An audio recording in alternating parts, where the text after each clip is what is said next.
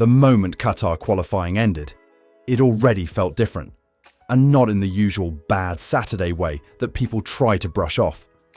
When Lewis Hamilton said over the radio that the car wouldn't go any quicker, it didn't sound like frustration or overreaction. It sounded like someone hitting a physical wall inside a machine that simply wasn't capable of giving him anything more. And when you look at how early the problems showed up on that lap, you start to understand why this weekend instantly rewrote the conversation around his entire season. This wasn't the kind of mistake where you say the driver missed the apex or didn't commit enough. This was the kind of lap where the car exposes itself corner after corner, no matter how hard the driver pushes.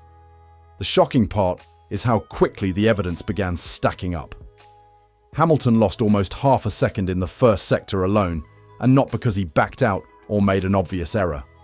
The car snapped, bounced, stepped out, and refused to stay planted through the high-speed sections. And the most important detail here is that he wasn't alone. Charles Leclerc, usually the guy who can extract pace out of chaos, was dealing with the same fight. When both drivers start describing the car with the same words, you're looking at something deeper than a setup issue or a comfort problem. You're looking at a car that behaves unpredictably the moment the load rises. And Qatar punished that instability more brutally than anywhere else. That's why this qualifying session felt like the first time we truly saw what has been brewing under the surface since the start of the season. The SF25 wasn't just off the pace, it was revealing a fundamental aerodynamic problem that Ferrari can't hide anymore. And Hamilton, after weeks of holding back, finally said what he had been swallowing for far too long. He didn't point fingers. He didn't throw blame. He simply laid out the truth. The car is inconsistent, unpredictable, and unresponsive even when he drives at absolute risk. This wasn't the comment of a frustrated driver. It was the comment of someone telling you, with evidence in hand, that he's not the issue. Before we move deeper into the data and the radio messages that expose the real cause behind those lost tenths, let me ask you something directly. Do you think Hamilton was right to say it openly? Feel free to type yes or no in the comments. I'd honestly love to hear where you stand. And if you're into these detailed breakdowns, make sure you subscribe and help us push toward that 2,000 subscriber milestone. Every single subscription genuinely helps us keep bringing you this level of analysis. Now, let's dig into what the radio and telemetry actually showed, because once you see the specifics, the whole picture becomes even clearer.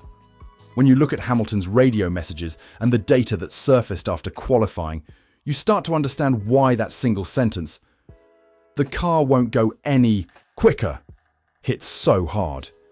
It wasn't a complaint. It wasn't a moment of frustration boiling over. It was a literal description of a limit inside the SF25 that he could feel through every corner. The moment he turned in for Sector 1, the rear stepped out under load. The car bounced through the through the middle of the high-speed sequence, and then it snapped again mid-rotation. Every tiny correction he made cost him speed, and the stopwatch simply confirmed what his hands were already telling him. And this wasn't about confidence or commitment. This was the car's aerodynamic platform collapsing the moment the lateral load peaked.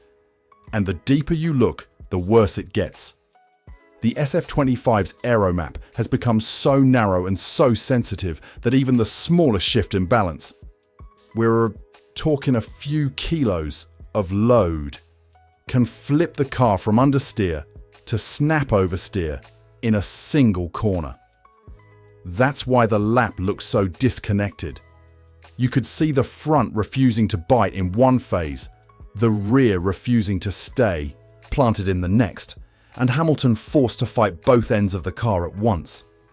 At a track where precision at high speed is everything, that kind of instability is catastrophic. It destroys confidence, but more importantly, it destroys lap time in places where you can't recover it later. What makes this even more damning is that the behaviour changed depending on the corner type. Hamilton described the car as acting like 3 different machines in low, medium and high speed. That's one of the worst diagnoses a driver can give because it means there's no unified aerodynamic response. Instead, airflow patterns, tyre surface temperature, and chassis vibration are dictating the car's personality from corner to corner. When a driver can't predict what the car will do next, there is no way to push with confidence. And the worst part is that this wasn't hidden. You could see it on the onboard footage, in the snap through turn 10, and in the bouncing that reappeared when the load peaked. The numbers just confirmed what the eye already suspected. Before we keep moving, let me ask you something simple. After seeing how the car behaved, do you think this was mainly a setup issue or a deeper aerodynamic flaw? Drop your vote in the comments or choose between setup, aero, or both. It's always interesting to see how differently people read the same session. And if you're enjoying the technical side of the breakdown, make sure you like the video. It genuinely helps the channel grow. Next, we need to talk about something even more important. Both drivers said the same thing. And when two elite drivers describe identical problems, the conversation changes completely. Let's get into that. What truly shifts this story from a bad qualifying to a structural crisis is the fact that both Ferrari drivers ended up describing the exact same weaknesses. Hamilton's issues weren't isolated, and that matters more than anything. Charles Leclerc, who usually thrives in unstable cars and can extract speed even when the rear is moving around, found himself fighting the same unpredictable behaviour. He made it into Q3, yes, but the way he got there was alarming. He scraped through by the smallest possible margin, and only because he was pushing with a level of aggression that bordered on desperation. You could see the rear stepping out multiple times, you could hear the corrections in the engine note, and you could feel the tension in every corner. His final spin wasn't a freak moment. It was the logical consequence of a car that simply couldn't hold an aerodynamic load. And that's the biggest confirmation you can get. When both Hamilton and Leclerc, two drivers with very different styles, talk about the same bouncing, the same snapping, the same sudden loss of rear stability, and the same inconsistent behaviour across corner types, you no longer need theories. The evidence is written into the car's behaviour. This isn't about one driver struggling or one side of the garage missing the setup. It's about a machine that doesn't provide a stable platform at any speed. Modern qualifying demands perfection. But perfection is impossible when the car changes personality from corner to corner. And Qatar exposed that more brutally than any other track could have. What makes the situation even more worrying is the context behind it. Ferrari admitted that major development on the SF25 essentially stopped months ago, so the team could focus fully on the 2026 project. That means the car Hamilton is driving today is almost unchanged, while every major rival has continued refining stability and consistency. In Formula One, when you stop developing, you don't stay still. You fall behind. And as the season progresses, a static chassis facing evolving competition becomes increasingly unstable, especially at the limit. When Hamilton talks about driving on a knife edge, it suddenly makes sense.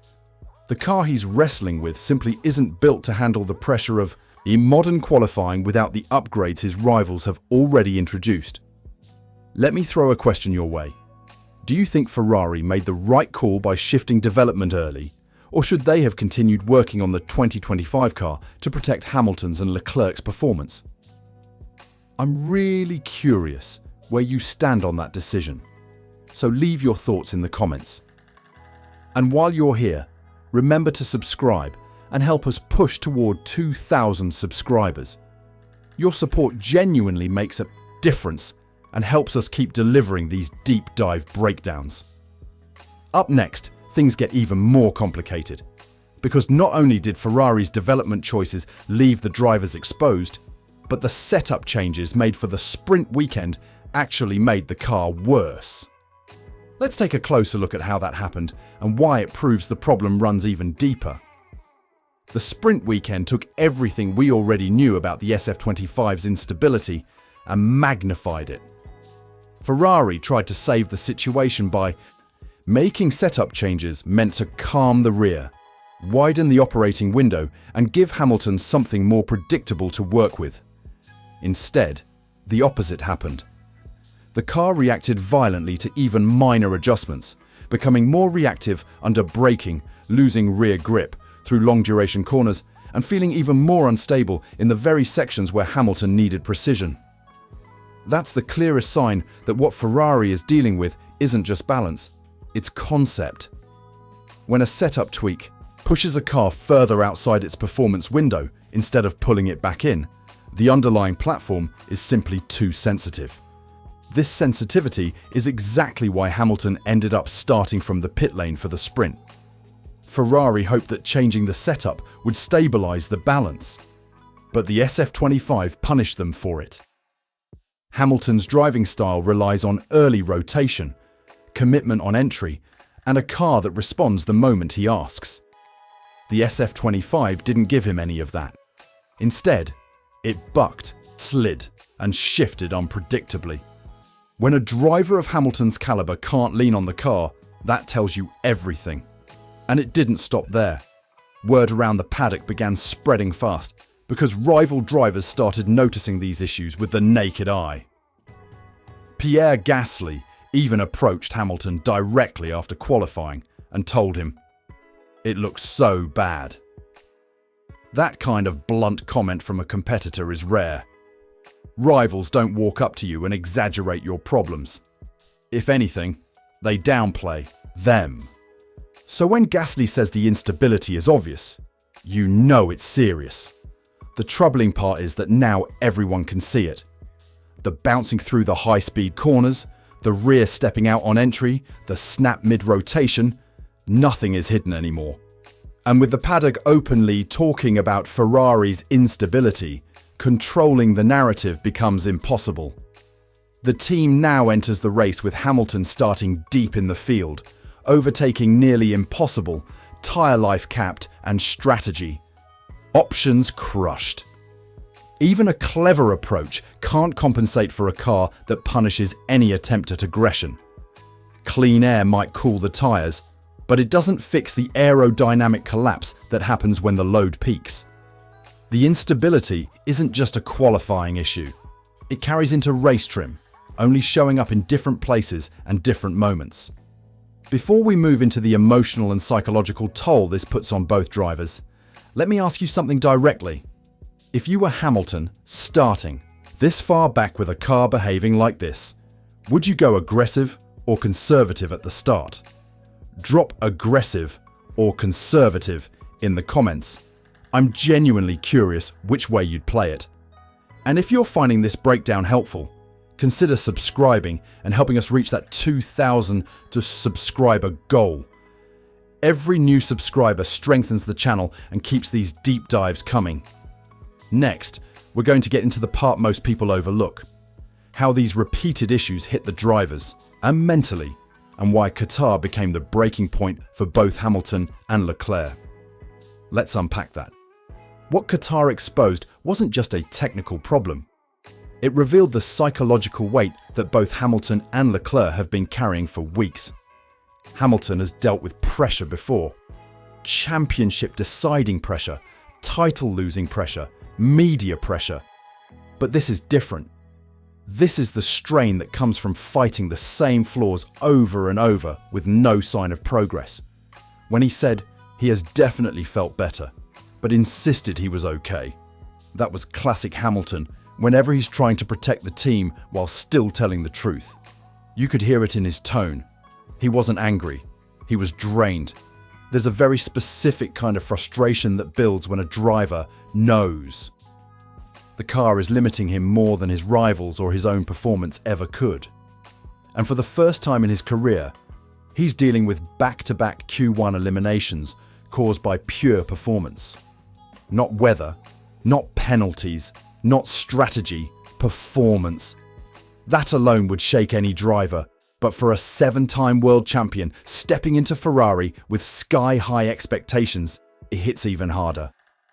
His bombshell explanation of the SF25's flaws wasn't an attack, it was a release. Weeks of holding back gave way to a moment where he finally said the part Ferrari didn't want to admit publicly.